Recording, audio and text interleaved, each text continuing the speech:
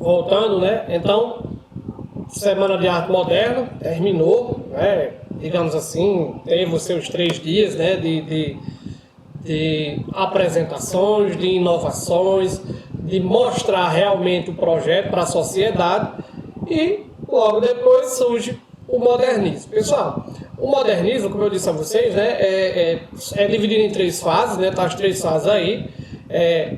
Essa primeira fase é mais, digamos assim, consolidado, para se consolidar, né? Quebrar os paradigmas do passado. A segunda fase mais tranquila, foi onde teve muitos autores mesmo.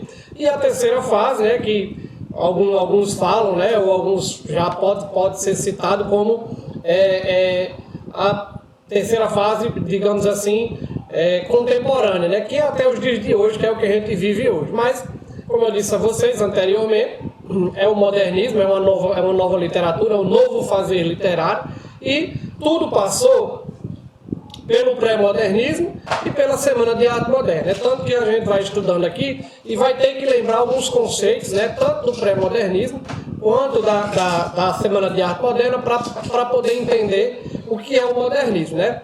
Então, como ele diz aí, vai de 1922, exatamente da Semana de Arte Moderna, a 1960, né? Eu não diria 1960 porque, como eu disse a vocês, alguns classificam essa última geração aqui, né, como até os dias de hoje, né, até o momento em que nós estamos vivendo. Mas o que eu tenho que saber é que existe esse modernismo, que ele está realmente dividido nessas 3 fases. Vou pedir licença para dar uma lidazinha aqui, mas a gente vai ver especificamente cada uma dessas fases. A primeira fase, ó, é a fase mais radical e fortemente oposta a tudo que foi anterior, cheia de irreverência e escândalo. Como eu disse a vocês, é aquela fase mais digamos assim, mais de conflito, né? Foi a fase mais conflituosa do modernismo. A segunda fase, mais amena, né? E formou grandes romancistas e poetas. Então, essa segunda fase, passada a primeira fase, né? Passado esse digamos assim, esse momento de turbulência, né? Já fixou, já se fincou realmente a figura, a bandeira do modernismo. Então, chegou a segunda fase, né? A segunda fase, tudo mais tranquilo, tudo mais ameno. É aí onde surge grandes mesmo número de poetas, né? Poetas, romancistas, poetas, né? Se você pegar e fizer uma pesquisa rápida, da segunda fase modernista, o quão de escritores que surgiram aí é enorme.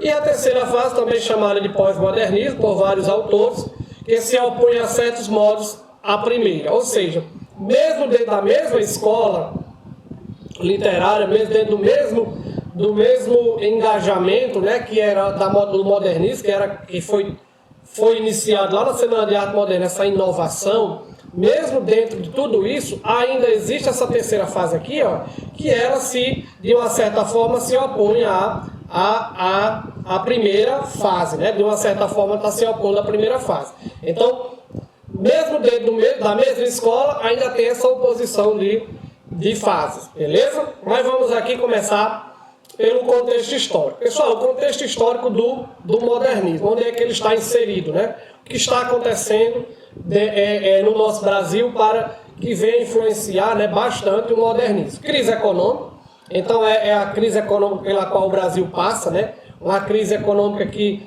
afetou vários setores da sociedade, né? Industriais, muitos setores da sociedade. Então, essa crise econômica. A revolta tenentista, né? Então, que acho que até Bruno falou para vocês, essa revolta tenentista também estava em ebulição no momento. Fundação do Partido Comunista, né? Que é importantíssima, essa fundação do Partido Comunista, que influenciou bastante na produção da época. São Paulo como centro econômico, né? São Paulo era visto como centro econômico, a capital econômica do Brasil, e a Semana de Arte Moderna em si. Então, a Semana de Arte Moderna, que, de uma certa forma, né, virou um período da história, que não é escola, né, assim como o pré-modernismo. Então, o modernismo está inserido nesse meio aí, né, inserido nessas situações aí, beleza? Vamos lá. As propostas modernistas. Aquelas propostas, todas elas que foram pensadas, que foram expostas na Semana de Arte Moderna, pessoal, elas vão ser colocadas em práticas. Então foi tipo assim, a Semana de Arte Moderna, ela serviu para quê? Para que essas propostas fossem pensadas. Todos pensaram as propostas muito bem organizadas, apresentou-se um projeto, mas nós vamos ficar só nisso? Não vamos ficar só nisso não. Então as propostas que foram pensadas, elas foram postas em prática. E como ele diz aí, ó, todas as propostas de renovação, né, que é a proposta lá da Semana de Arte Moderna, que foram expostas nos manifestos, revistas, não ficaram em quê? Na discussão ou na teoria, foram colocadas na prática. Pessoal, quando eu coloco na prática essas propostas, eu exijo uma nova linguagem. Então nós vamos ter que ter uma nova linguagem para expor essas propostas. O que eu mostrei de inovação, pautado nas vanguardas, né, pautado em coisas inovadoras, né? Então eu vou ter que pôr em prática. Não adianta só mostrar, como foi mostrado na Semana de Arte Moderna. Eu tenho que mostrar. Mostrei, digamos assim, eu apresentei. Agora, a partir do momento que eu apresentei ao público, eu vou botar em prática. Então vamos fazer acontecer, tá bom? Então essas eram as propostas modernistas, né? É fazer acontecer, mostrar o novo, porém não ficar só na teoria. Além de mostrar, vamos ter que digamos assim, fazer com que essa inovação ela seja aplicada na prática, tá bom? A primeira geração modernista, 1922 a 1930. Então ela vai exatamente de 22, né, da Semana de Arte Moderna, até 1930. Essa primeira fase, ó, é considerada a geração, né, geração de 22, chamada de heróica, né, teve como objetivo a destruição de todo academicismo importado da Europa. Como eu disse a vocês, ó, essa primeira fase ela é conhecida como a primeira fase da destruição. Ou seja, exatamente romper com tudo ligado ao passado e com tudo ligado à Europa. Só que vocês sabem que a gente viu na Semana de Arte Moderna que não foi bem assim, né? Romper completamente.